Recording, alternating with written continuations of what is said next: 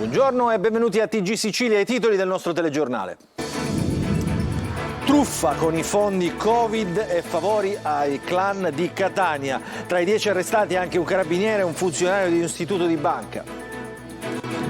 Nuova bufera sul magistrato del Tribunale di Catania Iolanda Apostolico. Salvini pubblica un video del 2018 nel quale si vede la giudice partecipare a un corteo contro le politiche anti-immigrazione del governo di allora. A Siracusa feriti e danni durante gli scontri tra tifosi al termine di una partita di Serie D. Grave il bilancio, 4 poliziotti feriti e vetri delle auto distrutti. Ci sono anche 3 minorenni tra i vandali che stavano per appiccare il fuoco all'interno di una scuola dismessa a Canicattì. Catania a Librino i marciapiedi sono completamente invasi dalla spazzatura. A dito del vostro TG le segnalazioni dei residenti del Viale Grimaldi. Un sorriso per alleviare le sofferenze dei malati in corsia. Michael Christensen, il primo clown dottore, racconta a Ragusa la comicoterapia e la sua applicazione nei vari ambiti medico-sociali. Calcio, il Catania vince per 2-1 il derby contro il Messina e si qualifica per il prossimo turno di Coppa Italia. Per i rossazzurri in gol Bocic e Sarau.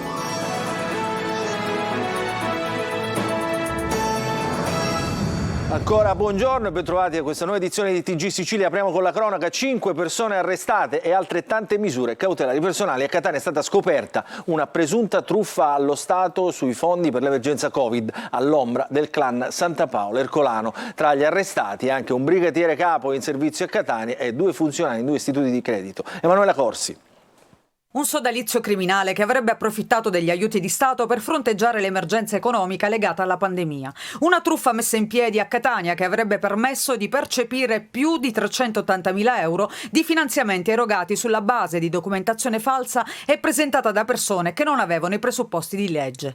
Oltre 100 gli uomini della polizia che hanno partecipato all'operazione lockdown, eseguendo le ordinanze di custodia cautelare messe dal GIP su richiesta della procura a carico di 10 persone responsabili di associazione per delinquere finalizzata alla truffa ai danni dello Stato durante l'emergenza Covid. 5 di loro sono state arrestate con l'aggravante di aver agevolato l'associazione mafiosa Santapaolo Ercolano.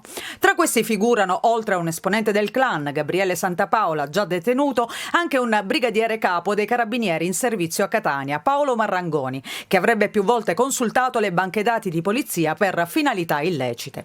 Le indagini svolte tra marzo e novembre del 2021 hanno fatto emergere che al vertice dell'associazione criminale, composta tra gli altri da vari professionisti del settore, Alessandro Mirabella, funzionario di banca, e Andrea Pappalardo, direttore generale della Cofisan, sfruttando la loro posizione avrebbero promosso e organizzato l'attività dell'organizzazione criminale. Seguendo un preciso modus operandi, gli indagati, sfruttando la semplificazione procedurale del cosiddetto decreto liquidità del 2020, dunque in piena pandemia, avrebbero assicurato a diversi beneficiari, per la maggior parte titolari di esercizi commerciali, l'accesso ad almeno 13 finanziamenti indebiti, producendo una falsa documentazione reddituale. Il GIP ha disposto il sequestro preventivo della somma di oltre 380.000 euro. Nuova bufera sul magistrato del Tribunale di Catania Iolanda Apostolico. Salvini pubblica un video del 2018 nel quale si vede la giudice partecipare a un corteo contro le politiche anti-immigrazione dell'allora governo della Lega. Ce ne parla Manlio Viola. 25 agosto 2018, Catania, ero vice premier e ministro dell'interno. L'estrema sinistra manifestava per chiedere lo sbarco degli immigrati dalla nave Diciotti. La folla urlava assassini e animali in faccia alla polizia. Mi sembra di vedere alcuni volti familiari. E quanto scrive il vice premier e ministro delle infrastrutture e trasporti Matteo Salvini oggi su X, l'ex Twitter, e il riferimento è a Iolanda Apostolico, il magistrato che ha liberato 3 extracomunitari che erano stati trattenuti con provvedimento del questore di Ragusa in base alla nuova procedura di frontiera accelerata prevista dal decreto Cutro. È un nuovo capitolo dello scontro fra governo e magistrati proprio all'indomani dell'intervento del ministro Nordio, che ha confermato l'intenzione del governo di presentare ricorso contro il provvedimento di Catania. Alla luce del video scoppia una nuova bufera e il centrodestra addita l'Apostolico come magistrato attivista ben più che toga rossa. È una pioggia di attacchi dal deputato catanese della Lega Anastasio Carrà fino al responsabile immigrazione di Fratelli d'Italia che parla di sospetti di parzialità responsabilità. L'Associazione Nazionale Magistrati valuterà insieme alla diretta interessata se e come intervenire, fanno sapere dall'ANM di Catania, ma dal CSM arriva una prima dichiarazione.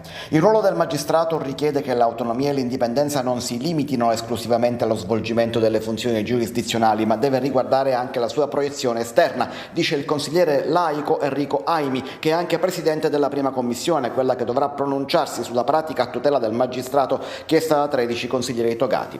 È opportuno non dimenticare mai che la giustizia non deve essere solo terza e imparziale, ma deve anche apparire tale, afferma Aimi.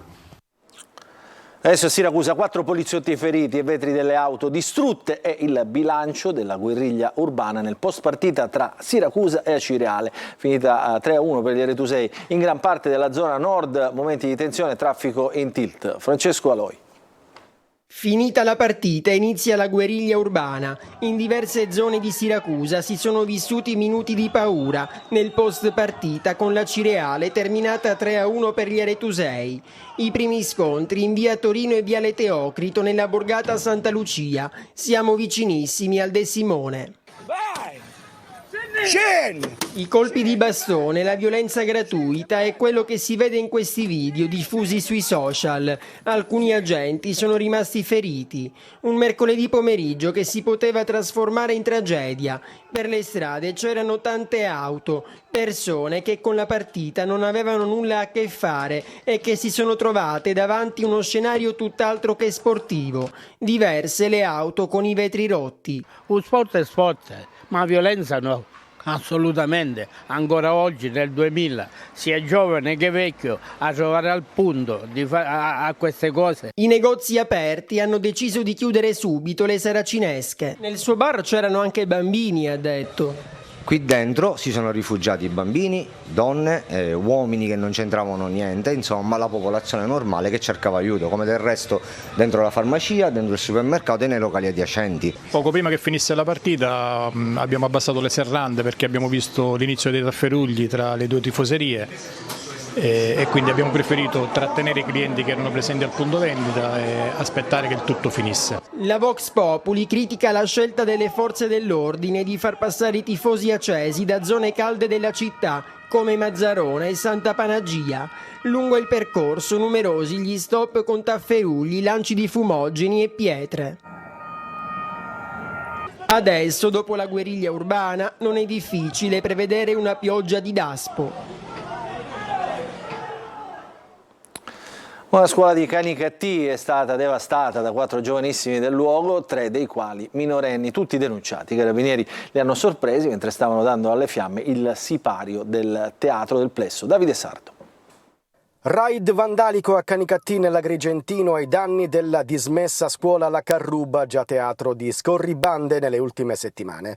Un gruppo di giovanissimi canicattinesi l'altro ieri sera è riuscito ad entrare all'interno dell'edificio per devastare tutti gli arredi. I carabinieri della compagnia di Canicattì hanno denunciato 4 ragazzi. I militari dell'Arma hanno sorpreso un maggiorenne, 3 minorenni, di cui uno addirittura non ancora 14enne, mentre stavano appiccando un rogo al sipario del teatro della scuola e stavano distruggendo gli ultimi arredi rimasti. Il maggiorenne è stato denunciato alla Procura della Repubblica di Agrigento, mentre i minori sono stati affidati ai genitori ma verranno deferiti alla Procura presso il Tribunale per i minorenni. I carabinieri nelle ultime settimane hanno intensificato i servizi di controllo alla scuola La Carruba, già al centro di raid vandalici. L'ultimo episodio è stato segnalato da alcuni cittadini che hanno avvertito tempestivamente le forze dell'ordine. E adesso torniamo a parlare di Sferracavallo, la borgata marinara di Palermo, dove ogni sabato si registra puntualmente una rissa. I residenti sono stanchi e chiedono maggiori controlli. Ce ne parla Marco Gullà.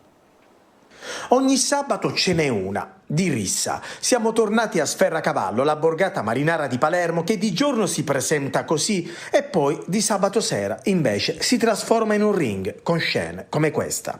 Da un mese che ogni fine settimana si susseguono risse di violenza inaudita, con lanci di tavoline e sedie, pugni, calci. Ad essere protagonisti di queste scene indegne sono per lo più i giovanissimi, ma le risse nelle settimane addietro ci sono state anche tra ambulanti abusivi. E poi episodi di microcriminalità, quasi all'ordine del giorno. È una situazione che si sta verificando da mesi, cioè tutta l'estate abbiamo avuto degli episodi piuttosto violenti. Noi per esempio nel lungomare Barcarello, ragazzi con dei mezzi elettrici che danno schiaffi a povere persone che stanno passeggiando tranquillamente, oppure li spingono verso la scogliera, oppure sparano con la pistola a piombini. Sferracavallo da Far West, residenti che non escono per paura di essere aggrediti o colpiti da queste bande. Quale può essere la soluzione? Quindi noi chiediamo principalmente due cose: intanto la presenza fissa di carabinieri, di polizia, quindi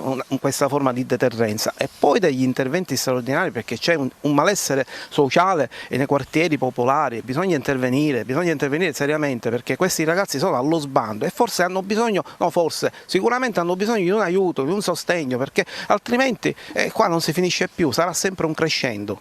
E adesso si teme il peggio anche per il prossimo weekend. In piazza il sabato della domenica da sempre accadono risse, piccole risse, ma come quest'anno non è mai successo. Ci sono stati degli episodi violentissimi, e poi, come ti dicevo, questi ragazzi che scorrazzano con questi motocicli elettrici, che sono un pericolo, cioè mettono paura alle persone. Intanto nei prossimi giorni dovrebbero esserci nuove manifestazioni per chiedere maggiori presidi e controlli a Sferracavallo.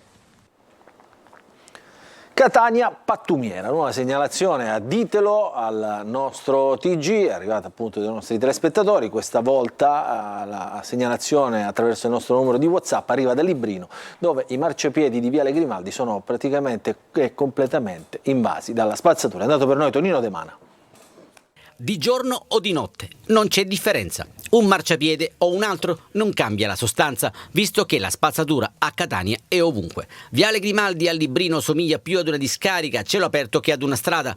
Sacchetti dell'immondizia disseminati ovunque, cumuli di scarti edili, gomme ed eternit nei pressi delle fermate dell'autobus ed in prossimità dei parchi giochi, anche se da queste parti di bambini non se ne vede l'ombra. Del resto, chi porterebbe il proprio figlio a giocare e divertirsi in un'area del genere? Nessuno, aggiungiamo noi. Da queste parti però va di moda il lancio del sacchetto, ma non è un gioco per bambini, è la triste abitudine di deturpare ogni angolo della città, incuranti del danno ambientale che ne deriva. Danno ed anche pericolo, visto che i rifiuti non consentono il passaggio, costringendo ignari pedoni a scendere dal marciapiede con il serio rischio di essere travolti dalle auto in transito.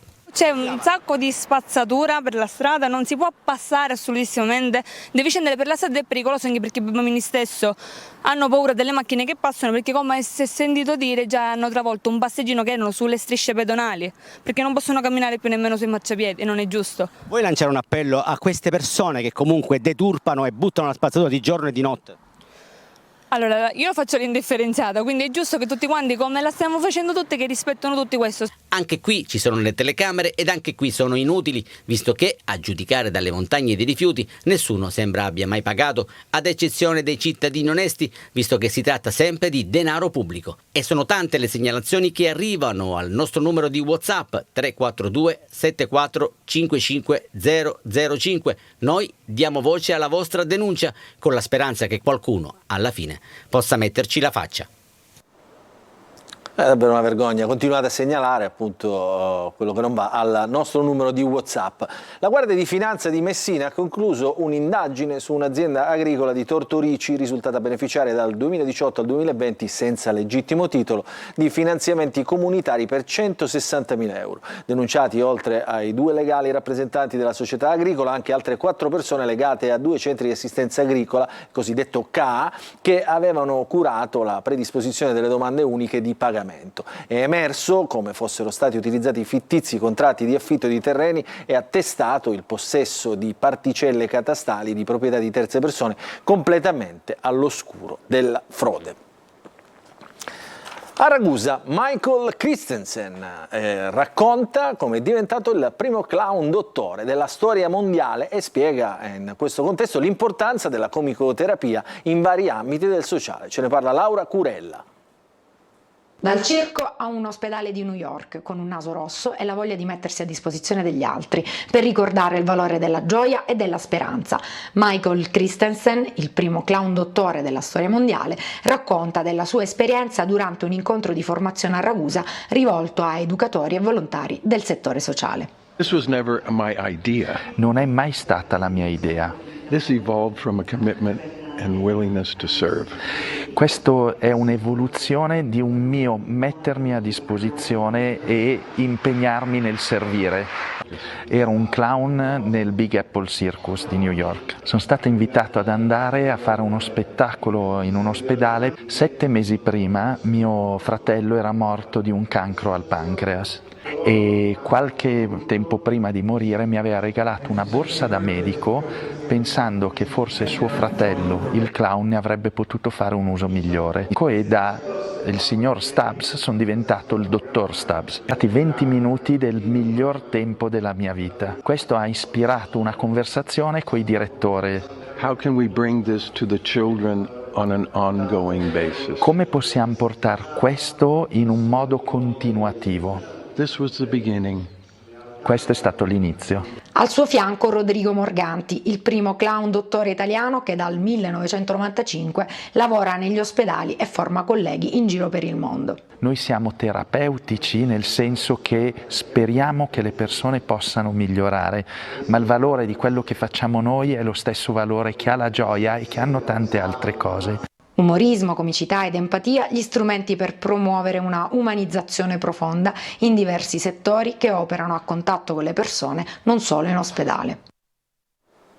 Sono almeno una trentina i rappresentanti delle associazioni e del sindacato che stamattina hanno consegnato ai cittadini a piedi o in auto nella zona di Piazza Stesicoro e Corso Sicilia a Catania il manifesto che spiega con le proposte e le richieste da presentare al governo per lo sciopero nazionale del 7 ottobre a Roma. Prevista la partenza di lavoratori e attivisti delle associazioni che aderiranno alla manifestazione nazionale.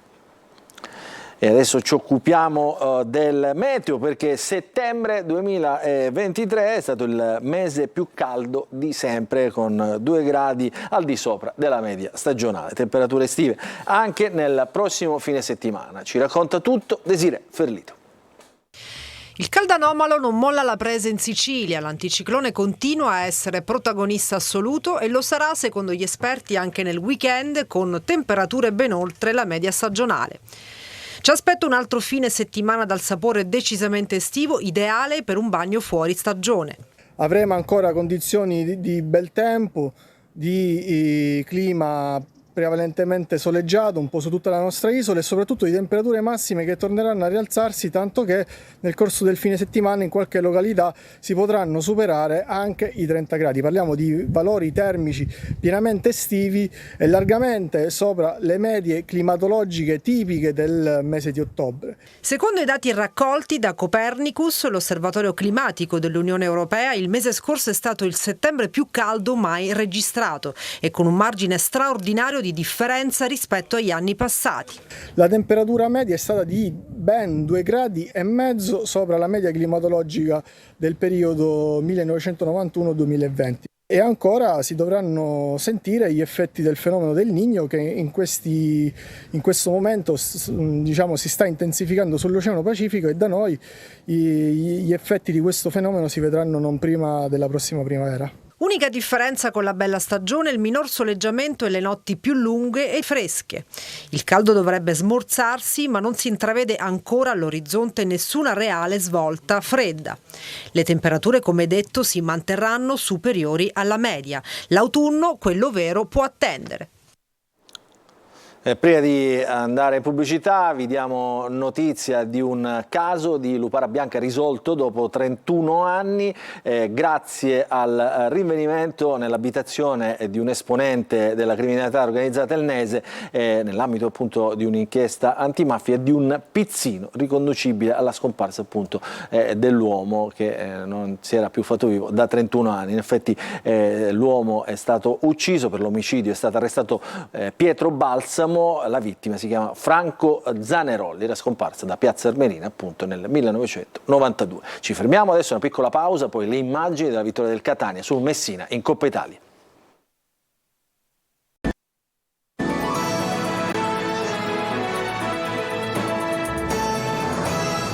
Ancora ben trovati nella seconda parte del nostro TG Sicilia. Parliamo di calcio, parliamo del derby che si è giocato ieri, il derby di Coppa Italia. Il Catania ha vinto per 2-1 contro il Messina e si qualifica al prossimo turno. Per i rossazzurri segnano Bocic e Sarao. I giallorossi accorciano con Ortisi solo nel finale. Ci racconta tutto Marco Carli.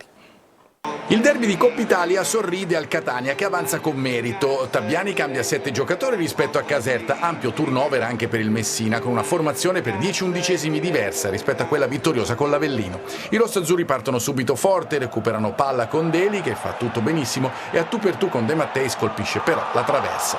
Il Messina si chiude bene, la squadra di Tabiani dopo l'avvio brillante non ha facilità a trovare sbocchi, a inizio ripresa rossazzurri di nuovo arrembanti e in gol. Bella incursione di Zammarini che serve Marsura, bravo a trovare in mezzo all'area Bocic che spedisce in rete 1-0. Gli etnei in maglia bianca sono padroni del campo in questa fase. Marsura conquista un angolo, in area si fa trovare prontissimo Sarao che di testa manda in rete e poi va a esultare sotto la Nord. Sono felici i quasi 10.000 spettatori presenti al Massimino. È una competizione importante, al di là che ti potrebbe dare una griglia di playoff di un certo livello, ma soprattutto sarebbe bello arrivare in fondo. Quindi l'abbiamo affrontata nel modo migliore, è ovvio che magari qualcuno ha dovuto rifiatare, però abbiamo messo in campo una formazione allo stesso di livello. Il Messina si fa vivo nei minuti finali con Pacciardi che colpisce il palo sugli sviluppi di un calcio d'angolo e poi accorcia con Ortisi su punizione un bel sinistro che si insacca nell'angolo alla destra di Beters.